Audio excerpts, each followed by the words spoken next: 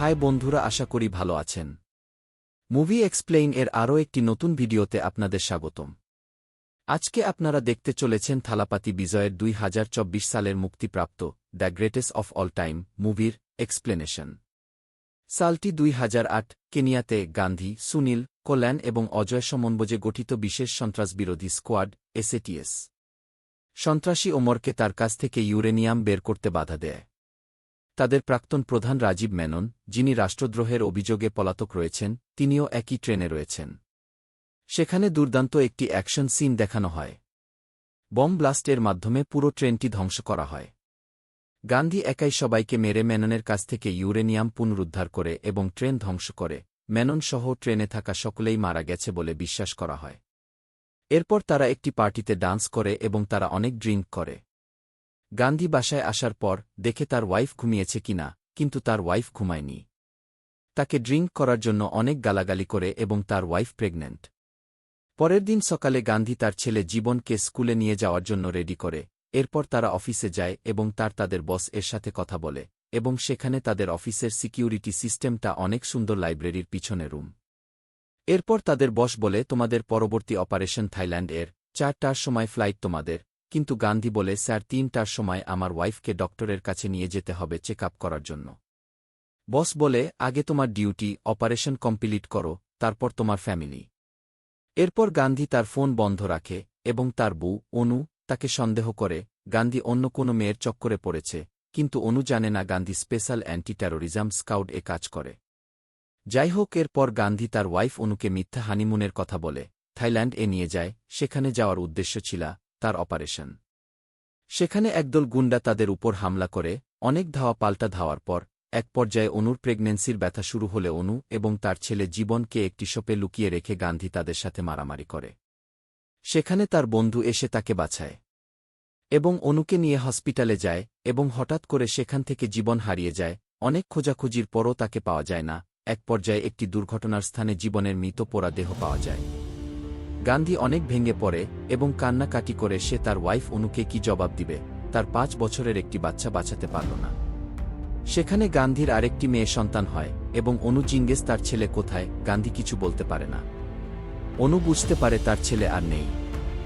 সেই থেকে অনু গান্ধীর সাথে কথা বলে না, তারা আলাদা আলাদা থাকে।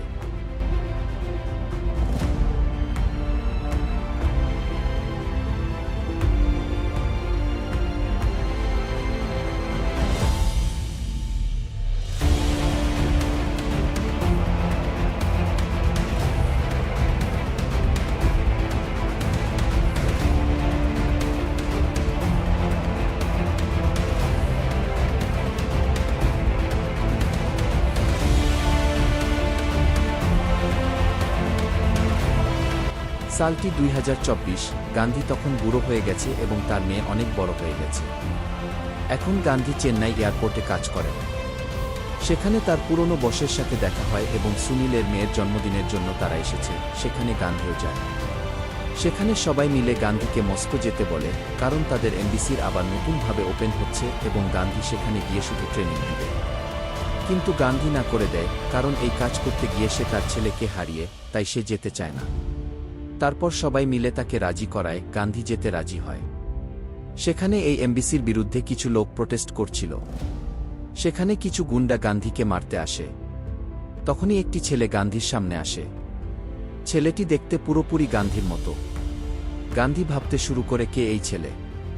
তখন সে সুনীলকে বলে, এমবিসিতে অ্যাটাক করা গ্যাংকে একজন ছেলে ছিল দেখতে আমার মতো, হয়তো সে আমারই ছেলে জীবন। পরে ছেলেটির সাথে গান্ধীর দেখা হয়। ছেলেটি বলে, তুমি আমার বাবা হও তাই না? গান্ধী কান্না করে, আমি ভেবেছিলাম তুমি মারা গেছ। তখনই ছেলেটি গ্যাং তাদের উপর হামলা করে। এখানে দুর্দান্ত একটি অ্যাকশন সিন দেখানো হয়। তখন গান্ধী তার হারানো ছেলেকে বাঁচিয়ে ইন্ডিয়া নিয়ে আসে। এরপর বাড়িতে জীবনের মা তাকে দেখে অবাক হয়ে যায় এবং তারা সবাই মিলে অনেক খুশিতে থাকে। তাদের একটা হ্যাপি ফ্যামিলি হয়। অনু ও গান্ধীর সাথে কথা বলে এবং তাকে বাড়িতে আসতে বলে। এরপর শুরু হয় রক্তাক্ত মুভি, একের পর এক খুন। গান্ধীর বস তাকে খুবই গুরুত্বপূর্ণ কিছু তথ্য দেওয়ার জন্য তাকে দেখা করতে বলে, কিন্তু রাস্তা তাকে কেউ মেরে ফেলার চেষ্টা করে। সেখান থেকে সে কোনোভাবে বেঁচে ফিরলেও সন্ত্রাসী তার পিছনে ধাওয়া করে। এক পর্যায়ে তারা মেট্রো রেলে পৌঁছায়। সেখানে গান্ধীও আসে। গান্ধী এবং সন্ত্রাসীর মধ্যে অনেক সময় ধরে মারামারি চলে।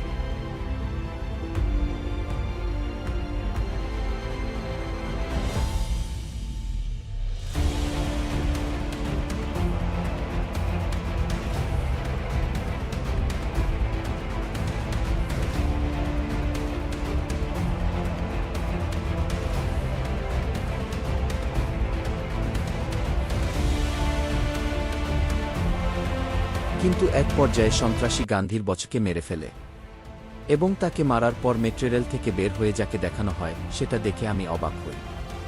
আসলেই কি এটা সম্ভব? গান্ধীর ছেলে জীবনই হচ্ছে খুনি। এখন পর্যন্ত বোঝা যাচ্ছে না জীবন কেন তাকে মারল। মুভির ক্লাইম্যাক্স তো এখান থেকেই শুরু।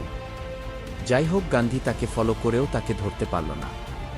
গান্ধীর বসকে খুন করার পর গান্ধী আবার সেই স্পেশাল অ্যান্টি টেরোরিজম স্কাউট দলে যোগ দেয় এবং সে বলে যে তার বচকে খুন করেছে তাকে নিজের হাতেই সে মারবে। এরপর জীবনের অতীতে ঘটে যাওয়া সময় দেখানো হয়। আসলে ওই ট্রেন ধ্বংসের সময় মেইন ভিলেন মেনন মারা যায়নি। সেই থাইল্যান্ড গান্ধীর ফ্যামিলির উপর হামলা করে এবং জীবনকে চুরি করে নিয়ে যায় এবং জীবনকে ব্ল্যাকমেইল করে নিজের ছেলের মতো করে বড় করে এবং তাকে তার বাবার পিছনে লেলিয়ে দেয় তাকে মারার জন্য। এটি ছিল জীবনের অতীত। যাই হোক, বর্তমানে ফিরে আসি। গান্ধীর বসের কাছে যে তথ্যগুলো ছিল সেই ফোনটি চুরি হয়ে যায়। সেই চোরকে গান্ধী এবং তার ছেলে জীবন দুজনেই খোঁজে, কারণ গান্ধী সেই তথ্যগুলো পেলে বুঝতে পারবে কে আসল খুনি, আর জীবন ও সেই জন্য ফোনটি খোঁজে। চোরকে খুঁজে পেলে গান্ধীর বন্ধু সেখানে জীবন হাজির হয় এবং তার কাছে ফোন নিয়ে তাকে হত্যা করে। সেখানে গান্ধী তার ছেলে জীবনকে দেখতে পায়, কিন্তু জীবন তখন তার গার্লফ্রেন্ড এর জন্য বেঁচে যায় এবং তাদের একটি হট রোমান্টিক গান হয়। এরপর গান্ধীর লোক মেননকে আটক করে, যেটি জীবন জানতে পারে, এবং সুনীলের মেয়ে অর্থাৎ তার গার্লফ্রেন্ডকে জিম্মি করে তার পালিত বাবা মেননকে ছেড়ে দিতে বাধ্য করে এবং সুনীলের মেয়ে সিনিধিকে মেরে ফেলে। আসলে এখানে সিনেমাতে আরেকটি দৃশ্য দেখানো হয়। সেখানে সিনিধিকে গান্ধীর বন্ধু কাল্লিয়ান মেরে ফেলে। আসলে কাল্লিয়ান ও মেনন এর হয়ে কাজ করে। শুরু থেকেই এটি গান্ধী পরে বুঝতে পারে। কাল্লিয়ান সিনিধির মৃতদেহ এনে বলে তাকে মেরে দিয়েছে। আসলে কাল্লিয়ান তাকে মেরেছে। এরপর জীবন এবং তার পালিত বাবা মেনন পার্টি করে, ডান্স করে। যাই হোক, গান্ধী জীবনের লোককে ফলো করে এবং সেখানে এসে দেখে তার ছেলেই আসল খুনি। সেই এই খুনগুলো করেছে। পরে তাকে ইন্ট্রোগেশন রুমে নিয়ে আসে। গান্ধী তাকে সেখানে সত্যি না বলার জন্য অনেক মারে, কিন্তু সে কিছু বলে না। সেখানে সুনীল তাকে মারতে গেলে জীবন তাকে গুলি করে এবং গান্ধীর ওয়াইফ অনুকে ধরে নিয়ে যায় মেনন এবং বলে জীবনকে ছেড়ে দিতে নয়তো অনুকে মেরে ফেলবে। তখন গান্ধী জীবনকে ছেড়ে দেয় এবং তাদের হাতে বন্দী হয় এবং মেনন গান্ধীকে সব বলে, পুরনো ইতিহাস, কিভাবে সে বেঁচে আসে, কিভাবে সে জীবনকে কিডন্যাপ করে নিয়েছে সব কিছু, এবং তার বর্তমান প্ল্যান কি। সেখানে দেখানো হয় আইপিএল এর একটি ম্যাচে তারা বম ব্লাস্ট করার প্ল্যানিং করেছে এবং জীবন সেখানে বম সেট করেছে। এরপর গান্ধীর লোক এসে মেননের লোকে মেরে ফেলে এবং মেননকে নিয়ে গান্ধী স্টেডিয়ামে যায় এবং মেননকে মারা হুমকি দিয়ে বম ব্লাস্ট বন্ধ করার জন্য বলে। তখন জীবন বলে, বাবা তুমি এখনই কিভাবে, তুমি তো ওইখানে ছিলে। গান্ধী মেননের পায়ে গুলি করে এবং বম ব্লাস্টের রিমোট নিয়ে গান্ধীর সালা ভেঙে যায়। ক্রিকেট স্টেডিয়ামে অনেক মারামারি হয় এবং গান্ধীর সালা গান্ধীর মেয়েকে রিমোটটি দেয়। তখন জীবন এবং গান্ধী তার মেয়েকে খুঁজে। দুজনেই তাকে দেখে এবং বাপ ছেলের মধ্যে সেই রকমের একটি হয়। গান্ধী বাইক নিয়ে স্টেডিয়ামের ছাদের উপরে যায়। 5 মিনিটের মতো তাদের মধ্যে মারামারি হয়। গান্ধী চায়নি সে নিজের হাতে তার সন্তানকে মেরে ফেলবে। শেষ পর্যন্ত জীবন তার ছোট বোনকে মারা হুমকি দেয়। তখন আর কিছু না ভেবে গান্ধী নিজ হাতে গুলি করে মেরে ফেলে জীবনকে।